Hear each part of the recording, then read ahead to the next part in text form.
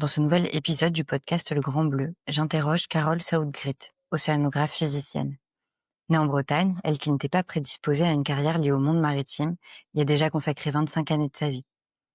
Après une dizaine d'années au sein des labos et instituts de recherche, elle fonde son bureau d'études, l'ASEO.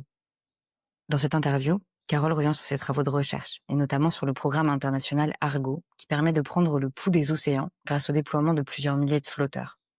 Elle explique comment ces 4000 flotteurs autonomes déployés par plus de 30 pays plongent à 2000 mètres de profondeur pour mesurer température, salinité, oxygène, pH et d'autres paramètres. Grâce à eux, la science a pu ouvrir le capot de la voiture et révéler la réalité. Réchauffement rapide de l'océan en surface et en profondeur, acidification accélérée, montée du niveau de la mer, etc. Au-delà des conclusions tirées de ces études menées sur les dernières décennies, Carole met en avant les moyens d'action et les leviers pour agir. De son côté, c'est par Océan Connecté qu'elle agit au quotidien auprès de publics variés. Océan Connecté est le premier média indépendant dédié à l'océanographie. Créé en 2021, il relie les sphères publiques et privées sur les questions maritimes, tout en s'adressant au grand public. Des efforts de vulgarisation et de communication nécessaires pour sensibiliser à l'environnement et à la santé des océans. Une interview pour décrypter un programme scientifique hors norme, pour revenir sur l'état de santé de nos océans et sur leur rôle, et pour appréhender les enjeux et les défis de la vulgarisation, sans oublier d'aborder le sujet de la place des femmes dans le secteur maritime. Un épisode qui nous transporte dans le monde scientifique, tout en retraçant le parcours d'une femme et de son lien à l'océan. Bonne écoute.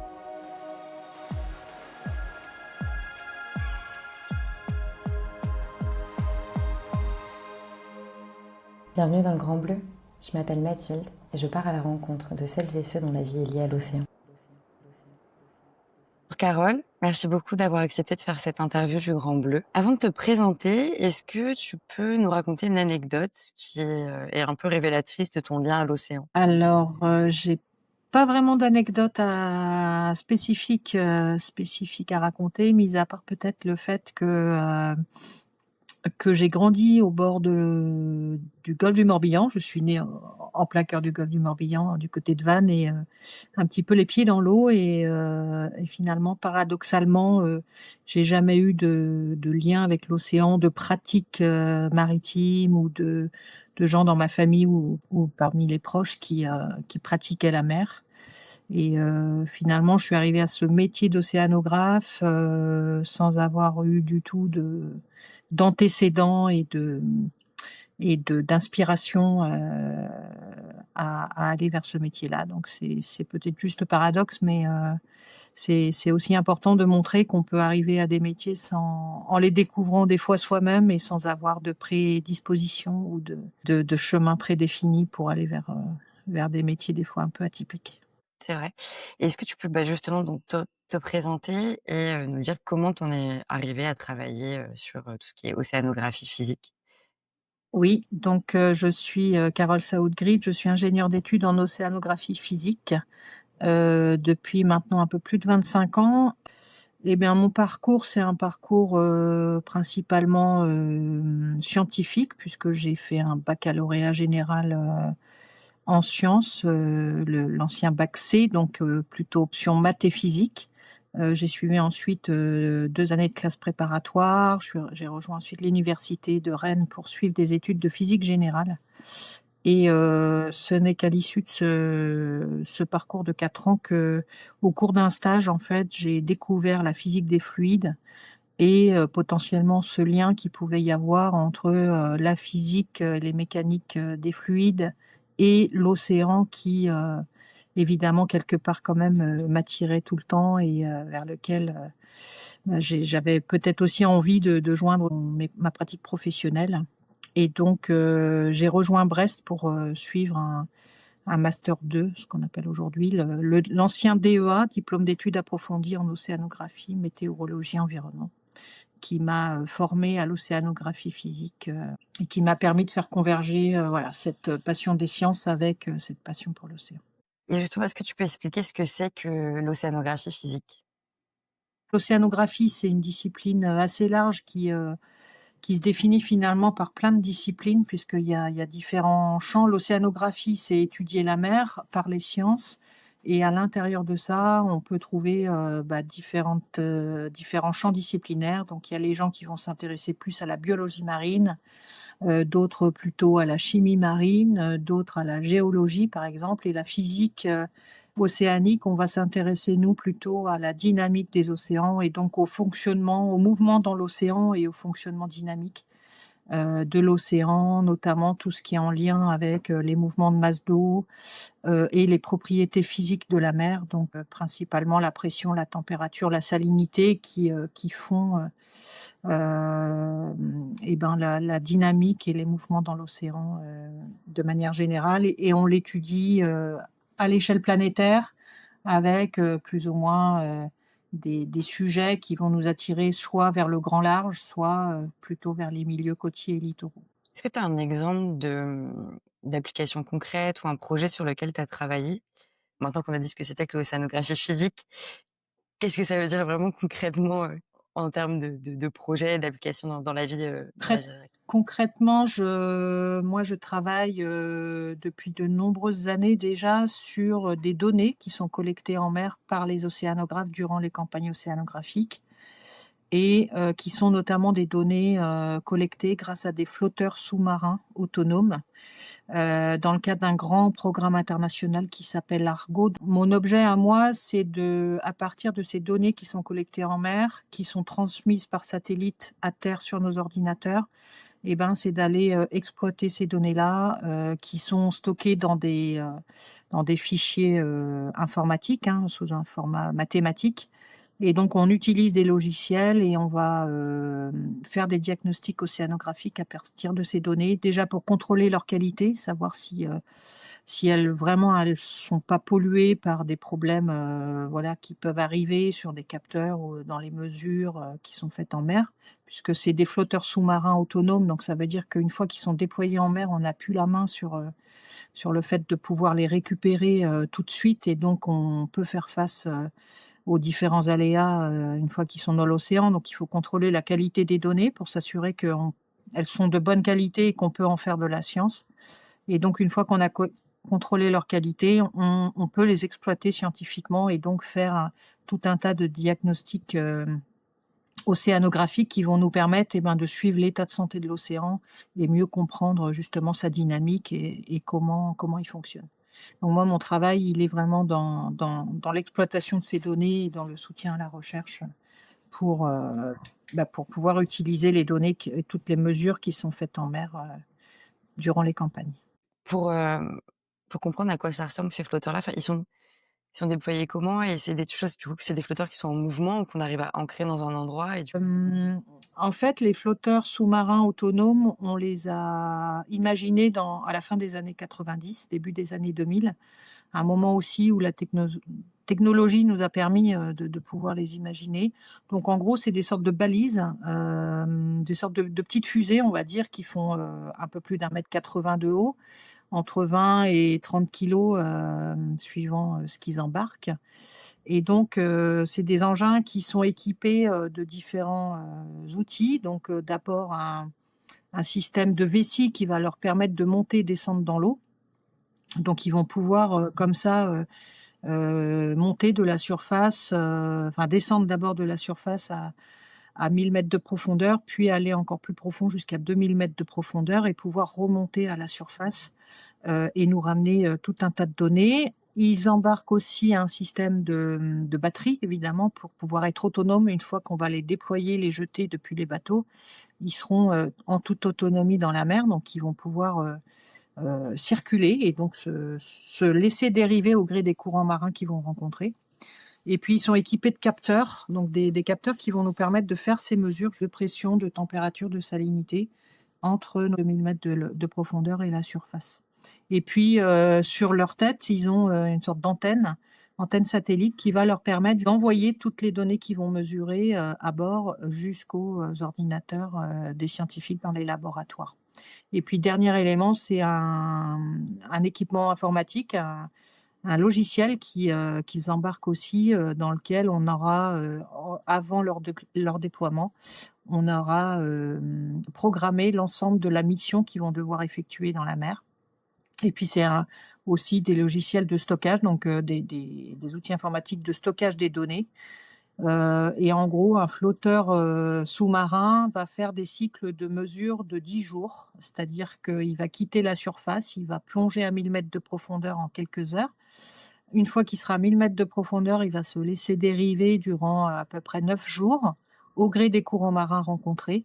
Et puis au 9e jour, on lui demandera de plonger à 2000 mètres de profondeur et à ce moment-là, de remonter de 2000 mètres de profondeur jusqu'à la surface en quelques heures.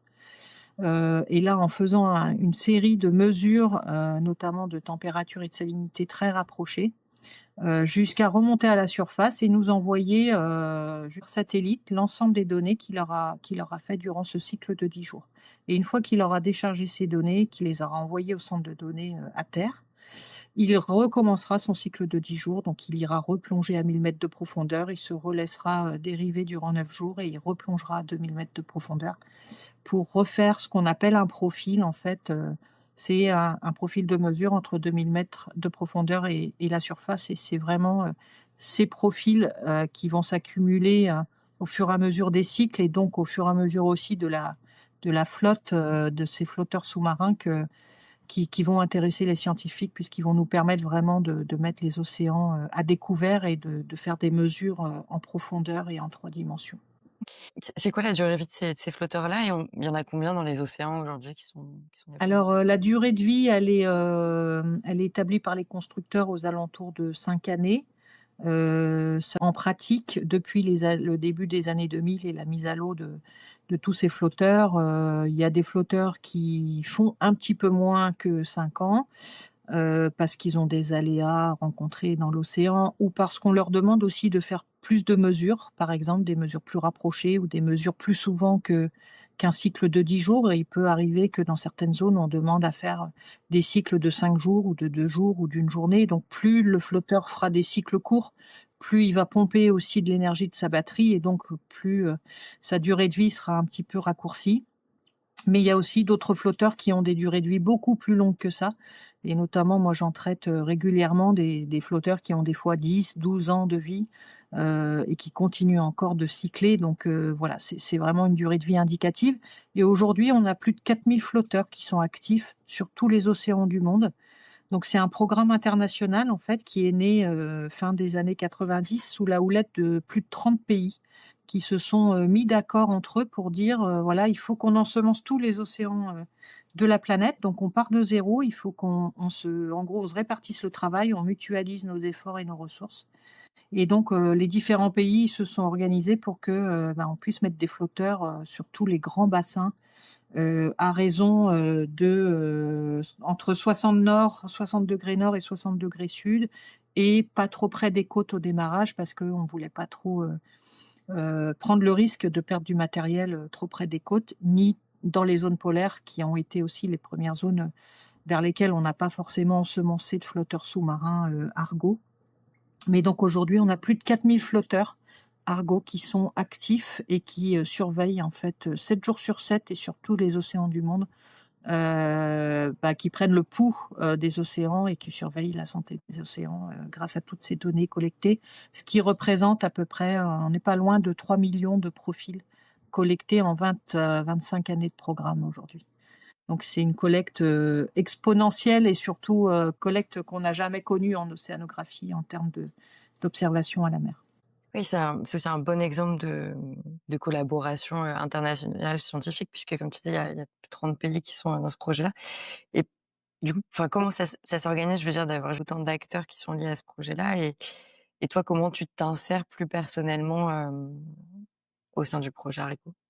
Alors j'ai envie de dire que ça s'organise comme s'organise la recherche scientifique de manière assez générale, c'est-à-dire qu'il y a des groupes de travail, il y a des gens qui travaillent plutôt sur les données justement, il y a d'autres gens qui vont travailler plus sur l'instrument et la technologie, il y a d'autres personnes qui vont travailler vraiment sur l'exploitation scientifique et la recherche associée avec le processus qui va aller jusqu'à la publication scientifique.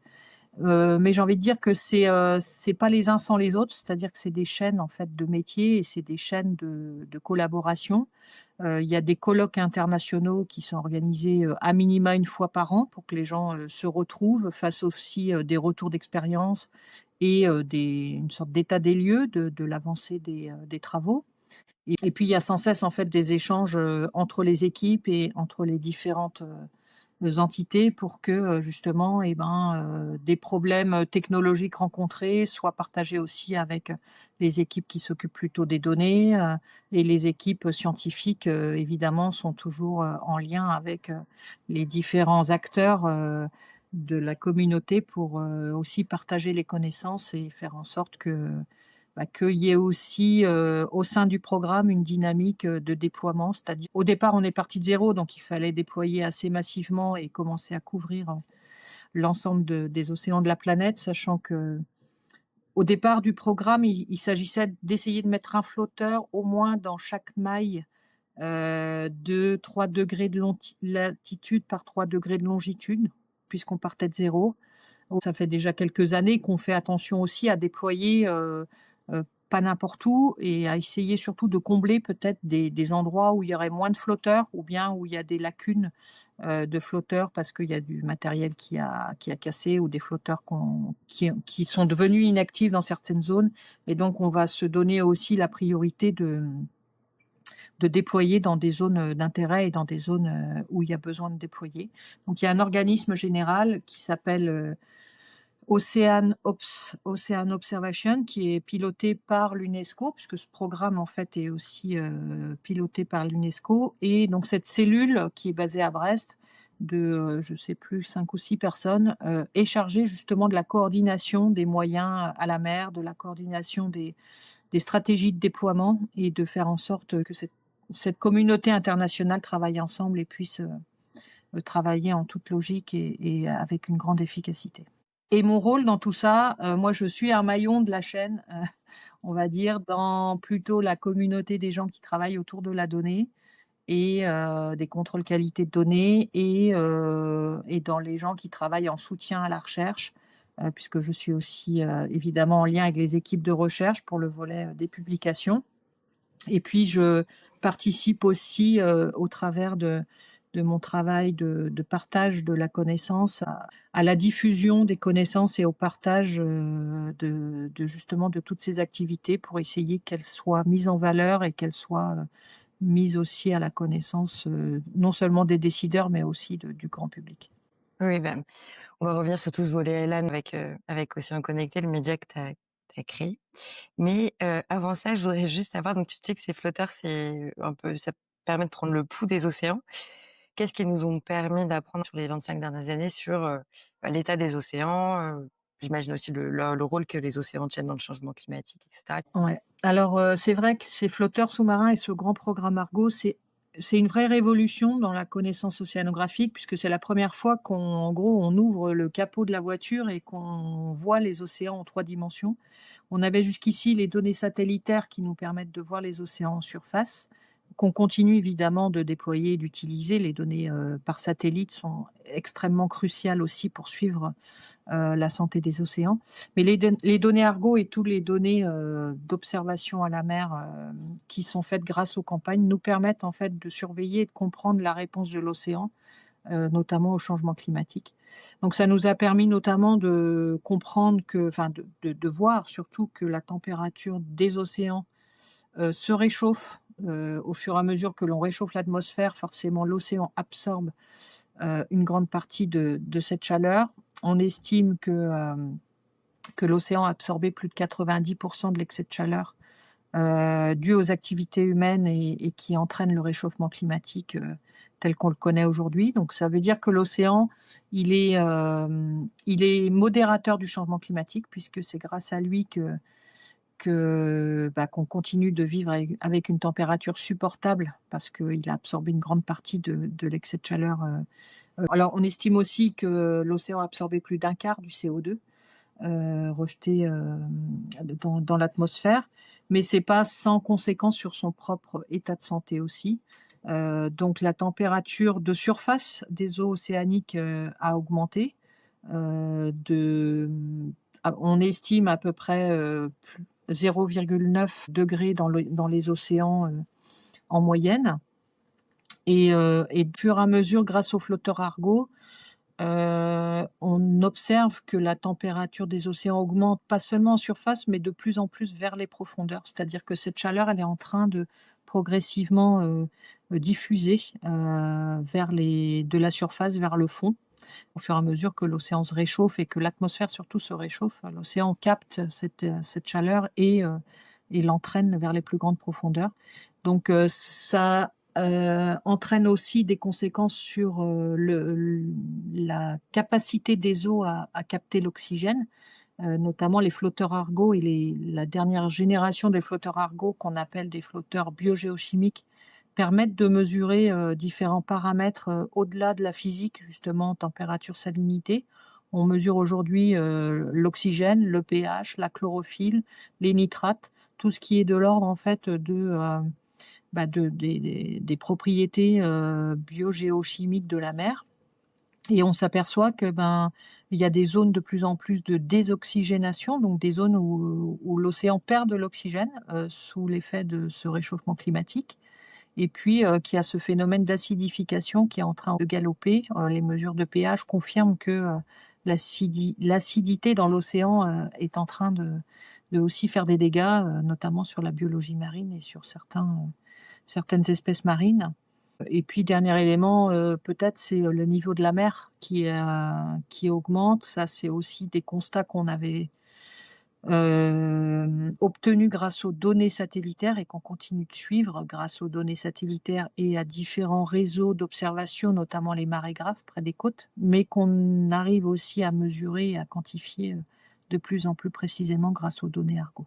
Donc voilà, c'est un ensemble en fait de paramètres qui font que les scientifiques tirent la sonnette d'alarme depuis de nombreuses années sur un océan qui est en mauvaise santé et dont la santé se dégrade sous la pression des activités humaines et sous l'accélération du réchauffement climatique. Sans parler des zones polaires qui sont aussi évidemment de plus en plus surveillées et scrutées grâce aux flotteurs Argo qu'on commence aussi à déployer un petit peu plus vers les zones polaires, un peu plus vers les zones littorales et notamment aussi un peu plus profond parce qu'on s'est aperçu qu'il y avait toute cette chaleur qui se diffuse vers les profondeurs. Il y a environ 15% de l'excès de chaleur qu'on estime être contenu au-delà des 2000 mètres, donc plutôt aux alentours de 2000-4000 mètres de profondeur. Et donc il y a la nouvelle décennie qui s'ouvre pour essayer de tenter de déployer des flotteurs Argo plus profonds que 2000 mètres de profondeur pour aller justement faire ces mesures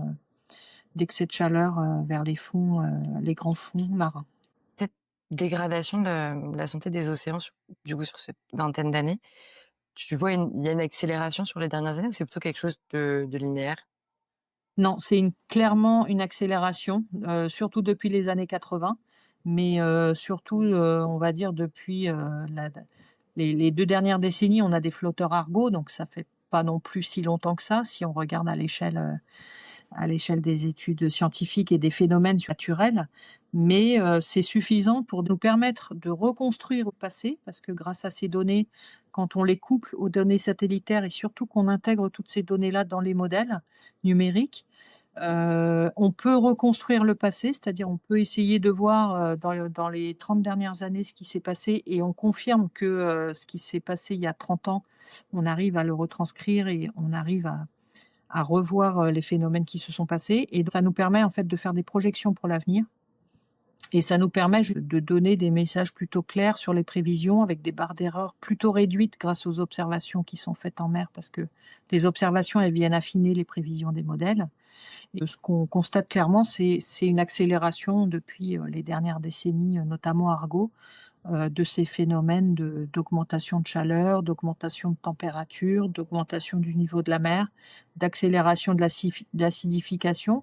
Les vagues de chaleur marine, par exemple, c'est des sortes d'incendies sous-marins qui arrivent aussi sous l'effet de ces surplus de chaleur. Et on estime qu'elles ont doublé depuis les dernières décennies. Donc c'est aussi des chiffres qui alarment et qui font que on constate clairement l'accélération des phénomènes depuis ces mesures Argo notamment. Il y a donc effectivement de plus en plus de discours pour alarmer sur la santé des océans. Et en préparant cette interview, donc j'ai lu un peu les interviews que tu avais pu faire ailleurs et cetera. Il y a une phrase que tu as dit, «Pour respecter l'océan, il faut apprendre à le connaître». Et tu es très investie dans tous ces travaux de sensibilisation, vulgarisation et communication. Heu, Pourquoi c'est aussi important pour toi tout ce volet-là et comment tu en es venue aussi à agir sur toute, cette partie sensibilisation? Alors la phrase, c'est une phrase d'Erik Orsena, qui OK. dit que pour respecter, il faut aimer et pour aimer, il faut connaître. Ça va pour l'océan comme ça va pour, j'ai envie de dire, tout à chacun, les relations avec son prochain. C'est vrai qu'on pour aimer quelqu'un, il faut le respecter et pour le respecter et pour l'aimer, bah, il faut apprendre à le connaître. Et il en va pareil pour l'océan. En fait, je pense que c'est mon parcours d'une part, qui m'a amené du milieu académique des laboratoires au milieu entrepreneurial depuis, un peu plus de 18 ans maintenant. C'est le changement géographique puisque j'ai quitté Brest et j'ai rejoint Nantes, depuis aussi, plus de 15 ans maintenant, et donc c'est d'autres territoires et d'autres populations et d'autres, rencontres qui m'ont amené à observer que ce métier d'océanographe et peut-être le lien vers l'océan était pas le même. Et puis, évidemment, c'est aussi, cette accélération de la connaissance, notamment, grâce à Argo et aux différents programmes, qui ont amené l'océan vers l'actualité, et qui m'ont amené aussi moi à me dire qu'il y avait une urgence à agir pour protéger l'océan, mais que pour le protéger, il fallait aussi partager, non seulement les connaissances, mais le fait d'apprendre peut-être aux gens à aimer l'océan et pour le respecter, à l'aimer, donc pour l'aimer, à mieux le connaître et mieux le connaître par les sciences. Je pense que c'est le meilleur moyen parce qu'on peut s'appuyer sur des travaux, on peut s'appuyer sur des publications, des faits scientifiques. Et c'est absolument nécessaire, je pense, aujourd'hui, s'appuyer sur des faits et des faits avérés, des bonnes informations pour, justement cultiver les gens et partager la connaissance plutôt que de s'appuyer sur une émotion et sur le fait de se dire: «Oh là là, c'est une catastrophe, il se passe plein de choses», et donc soit ça va me faire peur et ça va me faire reculer, de l'objet, soit, ça va simplement m'empêcher d'agir parce que finalement je ne sais pas comment faire. Ou ça va peut-être me faire, dire que, bah, non, tout ça c'est des foutaises et finalement, m'empêcher d'agir en me disant que ça repose sur rien. Alors que si on met la science au cœur de ce processus d'éducation et de sensibilisation, on va peut-être plutôt pouvoir tous se rassembler autour des faits et se dire: «Bah, oui, c'est des constats et donc au-delà des constats, les scientifiques aussi apportent des solutions. En tout cas, ils dressent un chemin vers lequel on peut aller pour, nous guider aussi vers, comment agir, dans le bon sens et faire en sorte qu'ensemble on puisse être efficace dans ces des mesures de protection sur le long terme». Et puis aller au-delà du simple discours un peu anxiogène, comme tu sais, qui est que basé sur l'émotion et aller plutôt dans l'action et bah, du coup, comment on agit? Quel, quel grand levier toi Comment tu on vois? agit? Il y a plein de leviers, j'ai envie de dire, pour agir. Il y a plein d'échelles déjà pour agir. On peut agir en tant que citoyen, on peut agir en tant que décideur, on peut agir en tant que chef d'entreprise, on peut agir en tant qu'entité, État et institution. Hem, les rapports du GIEC notamment sont là pour, depuis plus de 30 ans, hein. Ils font un état de l'art un petit peu de la connaissance scientifique et surtout ils essayent de dresser, l'ensemble des solutions que la science, montre. Donc comment agir? On ne peut pas résumer en une phrase comment agir, mais en tant que citoyen, bah, de toute façon, le réchauffement climatique est dû aux activités humaines et à nos émissions, d'énergie fossile. Donc le premier levier, c'est d'essayer, de faire en sorte de réduire l'ensemble de ces émissions pour faire en sorte d'arrêter la machine, hein, tout simplement, du réchauffement. Donc tout ce qui va être de l'ordre des mobilités douces, de moins consommer d'énergie fossile, sur tous les niveaux, de moins polluer, ça va permettre d'aller vers cette direction-là. Donc c'est ce qu'on appelle l'atténuation, c'est-à-dire qu'on va essayer d'atténuer la cause, du problème et faire en sorte de réduire, la source. Et puis, après, il y a toutes les solutions d'adaptation, c'est-à-dire qu'on sait qu'aujourd'hui, le réchauffement climatique, il est déjà en marche. Les conséquences, elles sont visibles, notamment sur les phénomènes extrêmes de précipitations, de grandes sécheresses, d'inondations, de plein d'événements qui se produisent. Et donc aujourd'hui, c'est comment on va adapter les populations, notamment les plus vulnérables, hein. C'est sûr que les populations qui habitent près des côtes, les populations peut-être les moins riches ou qui ont le moins la capacité de moyens de s'adapter, ben, il va falloir peut-être plus les protéger justement. Et donc comment on va pouvoir faire en sorte de s'adapter ensemble face à un niveau de la mer qui monte, face à des périodes de canicule, face à des périodes de stress hydrique ou des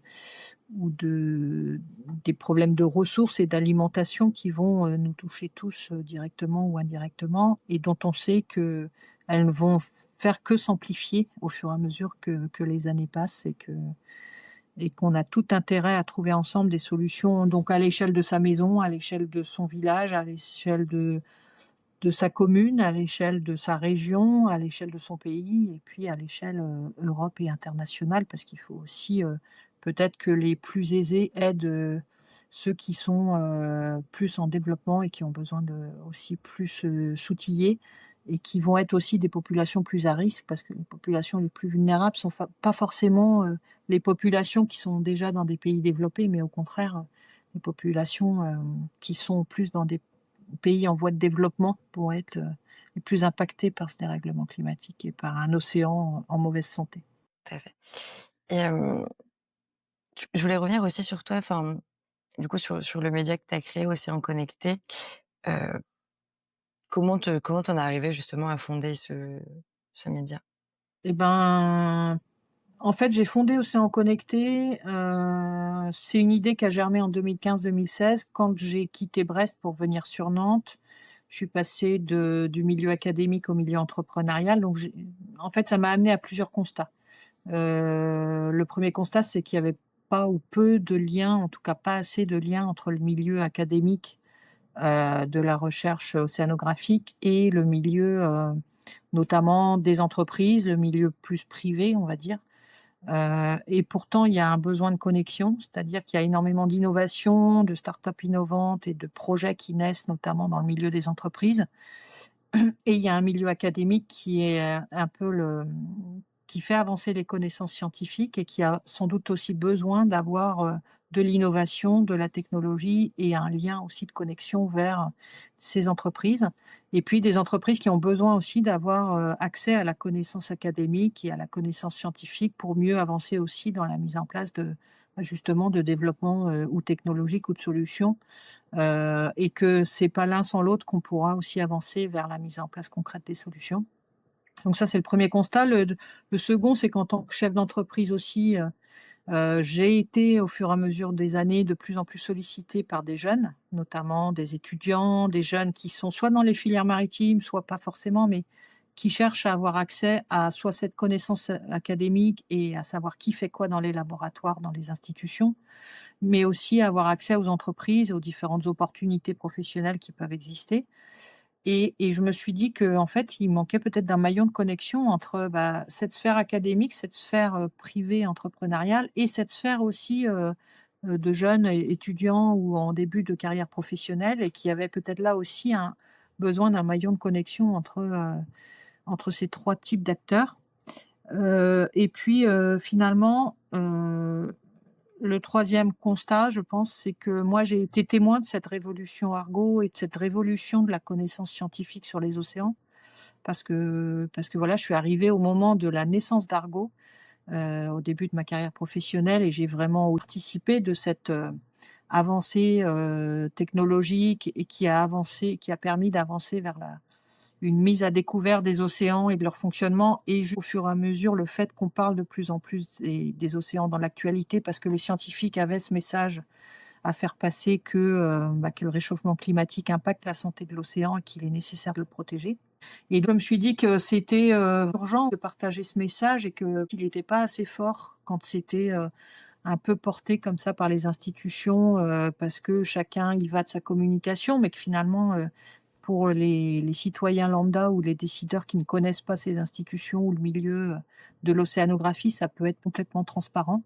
Et qu'il manquait peut-être d'un chapeau global, un hub un peu plus transversal qui permette de rassembler tout le monde pour porter plus haut la voix de l'océan et faire en sorte qu'on sensibilise plus efficacement à cette urgence d'agir pour protéger l'océan. Donc c'est comme ça que cette idée qui est née en 2015 a un petit peu germé et je me suis dit que moi j'avais la chance d'être indépendante de toute institution, indépendante par mon parcours aussi voilà d'entrepreneur et que pourquoi pas, j'aurais cette chance de pouvoir connecter les gens et faire en sorte de rassembler tout le monde autour d'un maillon médiatique puisque après Covid en 2020, je me suis dit que voilà la seule effectivement transformation possible de cette idée pourrait être d'en faire une plateforme numérique, un média de connexion et de partage des connaissances scientifiques vers le plus grand nombre.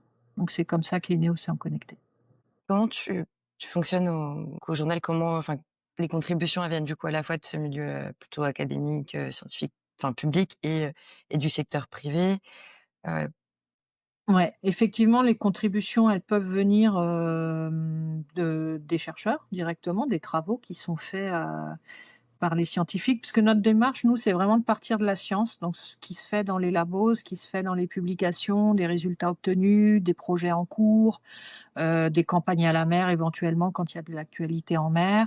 En gros, de mettre en lumière les hommes et les femmes qui font la science et les résultats, ou les projets sur lesquels ils travaillent. Donc ça peut être en effet des contributions qui directement nous arrivent parce que, des chercheurs ou des scientifiques ont envie de partager, leurs activités. Mais c'est aussi beaucoup de veille de notre part, parce qu'on essaye de justement faire une veille sur ces différents sujets. Notamment l'océanographie physique est beaucoup moins partagée en termes de vulgarisation, sans doute parce que c'est peut-être plus difficile de parler de la physique des océans que de parler de la biologie et des tortues marines, par exemple, qui tout de suite parlent à chacun. La physique des océans est sans doute une des disciplines de l'océanographie un peu moins partagée. Donc, on fait beaucoup de veille, on fait beaucoup de recherches sur des sujets en cours. On regarde aussi les différentes publications qui sortent ou qui sont sorties ou qui mériteraient d'être mises en lumière. On travaille avec une équipe de rédaction d'une part qui va être chargée de rédiger les articles et un comité éditorial d'une dizaine de membres qui accompagnent aussi le développement du projet. Et donc on se réunit en visio principalement tous les trimestres pour discuter des projets éditoriaux, discuter des différents projets à venir, des différentes thématiques dont on n'aurait pas forcément assez parlé ou qui mériteraient d'être mises en lumière progressivement. Et puis on affine les formats, c'est-à-dire qu'on fait des articles au quotidien, toutes les semaines, à peu près 2-3 articles par semaine. On essaye de partager les opportunités professionnelles pour les jeunes, que ce soit des stages ou des opportunités de contrat. Et puis on essaye sur cette plateforme de partager des opportunités d'agenda pour que les gens puissent se connecter à des événements, soit proches de chez eux, soit en distanciel, soit un peu plus loin parce que ça les intéresse, tout ce qui va attirer la curiosité de tout un chacun, avec des niveaux aussi de connaissances, c'est-à-dire on peut partager des fêtes de la science, par exemple, qui vont être des moments très grand public, comme on peut partager des colloques scientifiques plus destinés à des initiés en océanographie. Donc on essaye de partager voilà un peu d'événementiel, et puis on essaye de mettre à disposition des ressources éducatives, culturelles, pédagogiques, pour que justement tout un chacun puisse aussi avoir un certain nombre de ressources à disposition pour agir, soit à l'échelle de son association, à l'échelle de son quartier, à l'échelle de son entreprise ou à l'échelle de soi-même, enfin de différentes activités, par exemple scolaires. L'objectif de cette plateforme, c'est d'essayer de rassembler, de mettre en lien en fait les gens et de faire en sorte qu'il y ait de l'action en fait collective. mmh, Très beau projet. Je me dis que ça doit être difficile de savoir où placer le curseur sur, le ton scientifique, la vulgarisation et puis mais je pense qu'il y a aussi cette difficulté à vulgariser puisque quand on est scientifique, on a envie de vraiment genre expliquer tel que c'est, alors que tel que c'est parfois assez compliqué, notamment je bah, Là, l'océanographie je physique, je crois que confirme. c'est Ouais, je confirme que voilà. c'est un vrai exercice et que c'est pas du tout le même logiciel en fait. Pour les scientifiques, il importe vraiment de donner tous les détails presque de la question scientifique au démarrage, les hypothèses qui sont faites, les données qui sont utilisées, la méthode qui a été utilisée pour répondre à la question, les résultats de cette question-là et les perspectives que ça ouvre. Ça, c'est la démarche scientifique. Pour le journaliste et pour tout à chacun, pour comprendre le message scientifique quand on le vulgarise, c'est complètement l'inverse. C'est d'abord, c'est quoi le résultat? Qu'est-ce qui a été mis en valeur et qu'est-ce qui est un peu le scoop ou le plus de ce travail. Et après, peut-être on pourra détailler comment on l'a fait et comment on a abouti à ce résultat-là en donnant plus ou moins de détails. Mais c'est pour ça que c'est difficile la vulgarisation scientifique parce qu'on est toujours à cheval entre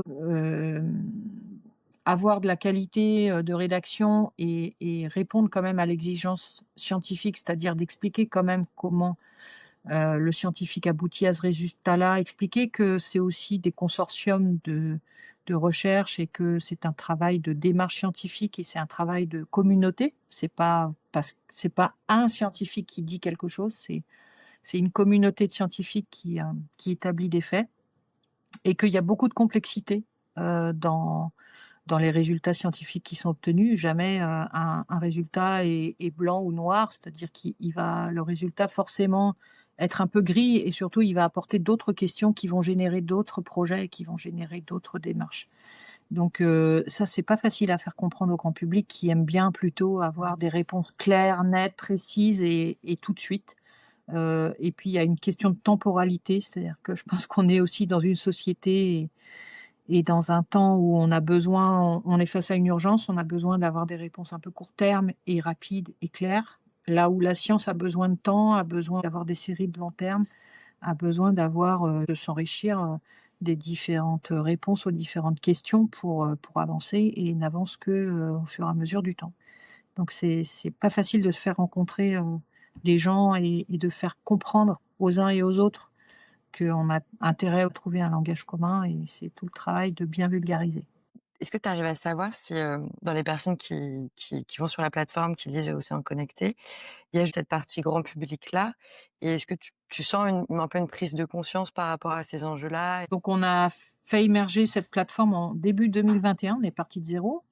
Au bout d'un an et demi, on avait 1500 utilisateurs actifs sur la plateforme et aujourd'hui, on est à peu près à 7000 utilisateurs par mois.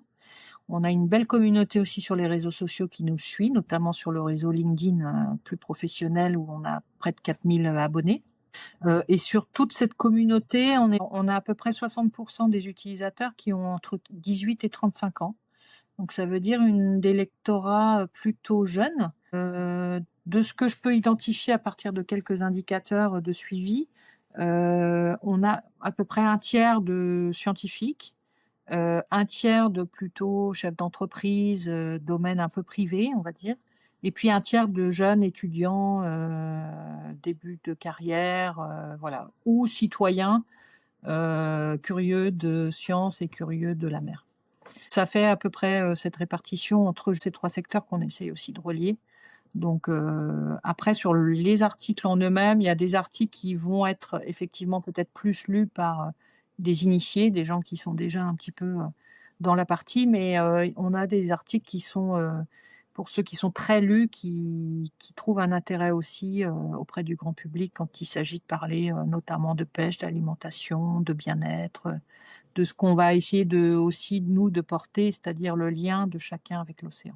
Il y a, un peu un dernier sujet que je voulais aborder, c'est du coup, tu l'as dit, tu es entrepreneur, tu es aussi une femme dans le monde, maritime, dans les sciences marines. Quelle est ta vision de la place des femmes dans ce monde-là et encore plus de femmes entrepreneurs dans ce monde-là? Enfin, comment tu as réussi à te faire Oui. ta place? Parce que c'est un milieu qui est plutôt Heu, masculin.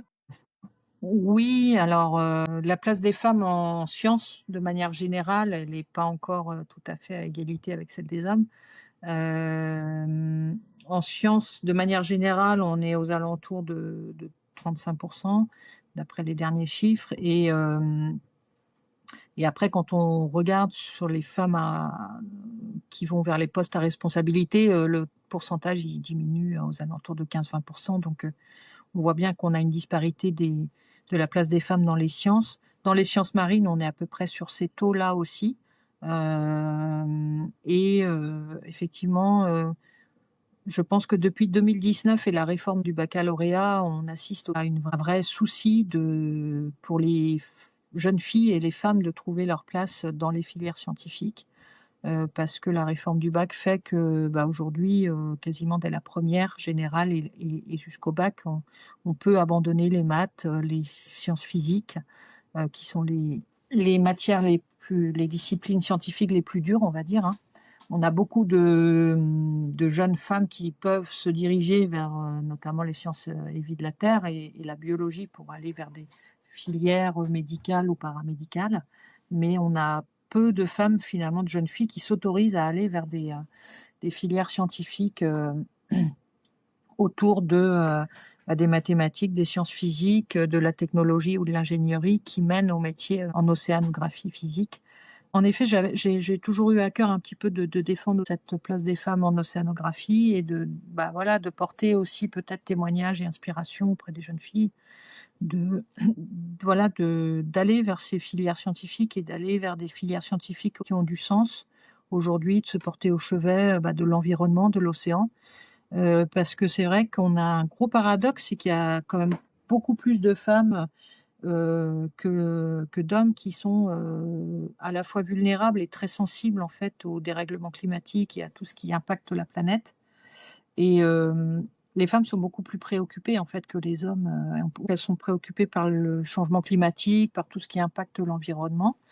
Et je pense aujourd'hui que chez les jeunes, ça peut être aussi un moyen de s'engager et un moyen d'agir efficacement, et de porter cette voix des solutions et d'action pour agir concrètement au travers de son métier, sur des filières, scientifiques qui sont en lien avec l'environnement et avec l'océan. On a fait une série de portraits de femmes océanographes, entre 2023 et 2024, un peu dans ce sens-là, c'est-à-dire qu'on a tous les mois pendant une année, on a fait un portrait de femme océanographe dans le but de mettre en lumière des femmes qui ont des parcours différents, qui ont toutes des histoires différentes, des âges différents, des emplacements géographiques différents, des sujets de recherche différents, des métiers différents, en océanographie toutes, et avec l'objectif de les mettre en lumière, de montrer aussi que la science, elle est vraiment incarnée aujourd'hui par des hommes et des femmes qui sont comme vous et moi, c'est-à-dire qui sont pas, qui sont loin du stéréotype du scientifique en blouse blanche derrière sa paillasse, qui sont les gens qui pourraient inspirer les jeunes vers ces carrières-là. Et puis montrer la diversité des métiers, la diversité des projets sur lesquels on peut travailler en océanographie. Au sujet de la sensibilité des femmes, à chaque fois que je pose la question de la place des femmes, l'océanographie, pardon, ça revient souvent, et ça revient, mais que j'interviewe des femmes ou que j'interviewe des hommes qui aussi me disent ça et me disent que c'est positif d'avoir plus de femmes. Est-ce qu'il y a un dernier sujet que tu voudrais aborder ou un message à faire passer, quelque chose à partager? Si je peux faire passer un message, peut-être ce serait de dire que en fait, il y a pas de carrière professionnelle toute tracée et surtout, il y a pas de chemin linéaire. Je pense que mon parcours en est un peu la preuve, c'est-à-dire que jamais, je pense quand j'étais sur Brest en océanographie en laboratoire, jamais j'aurais imaginé un jour, entreprendre, créer mon entreprise, créer ensuite une deuxième entreprise. Hem Et peut-être que, en fait, c'est les aléas de la vie, des rencontres humaines, des changements géographiques, des découvertes de projets qui font qu'au fur et à mesure, on s'aligne aussi avec ce qui nous anime, c'est-à-dire, notre passion et notre envie de faire, et d'apporter notre pierre à l'édifice, global. En tout cas, c'est comme ça que je conçois le fait de travailler aujourd'hui et de faire un métier qui soit aligné aussi avec, ses envies et sa passion. Et qu'on soit homme ou femme, il ne faut pas s'interdire, tout ça, et peut-être le message qu'il faudrait repasser, notamment auprès des jeunes qui pourraient être, inquiets de cette période d'un petit peu d'instabilité, de bouleversement, le meilleur, sans doute remède à tout ça, c'est de s'aligner avec son envie d'agir et puis se mettre en lien, se connecter les uns aux autres, et il y a que par la solidarité et le partage qu'on pourra, réussir en fait à agir et à transformer cette inquiétude en innovation et en action. Donc, c'est peut-être, ce dernier message qui pourrait, être la conclusion de cette interview. C'est un beau message en tout cas. Une toute dernière question pour finir, c'est est-ce que tu as une recommandation de lecture ou de documentaire ou de film ou autre, à partager? Oui, il y a, un grand scientifique, qui nous a quittés il y a pas si longtemps que ça, qui s'appelle Hubert Reeves, qui m'inspire beaucoup parce qu'il a sorti un petit bouquin, dont on n'a pas forcément entendu beaucoup parler, qui s'appelle «La mer expliquée à nos petits-enfants», qu'il a fait avec Yves Lancelot. Un tout petit bouquin de poche qui coûte pas très cher, mais quand on le lit, en fait, c'est un dialogue entre grands-parents et petits-enfants autour de la planète, des étoiles, mais aussi de l'océan, de ses mouvements, du rôle aussi, du lien que chacun peut avoir avec l'océan. Et je trouve ça, ce petit bouquin, il m'a beaucoup guidée sur pas mal d'aspects. Je l'ai remis à l'honneur dans notre grand format, premier grand format, qu'on a consacré avec Océan Connecté en 2024 sur comment l'océan orchestre le climat. J'ai un petit zoom sur des paroles d'Hubert Reeves qui me guident aussi. Et puis, il a accompagné ce film qui s'appelle L'océan vu du cœur, qui est aussi un très beau documentaire qui met en lumière l'océan et le lien intrinsèque que tout à chacun de l'humanité a avec l'océan pour vivre simplement sur cette planète. Et ça peut être une recommandation de lecture et de découverte visuelle. OK, je connais pas, donc je vais voir. Merci beaucoup pour cette recommandation. Merci beaucoup Carole pour cette interview, c'était hyper intéressant. Je trouve qu'il y a encore plein de sujets qu'on aurait pu aborder, mais on a fait déjà Oui, un petit panorama de tes ouais, activités, donc merci beaucoup. avec plaisir.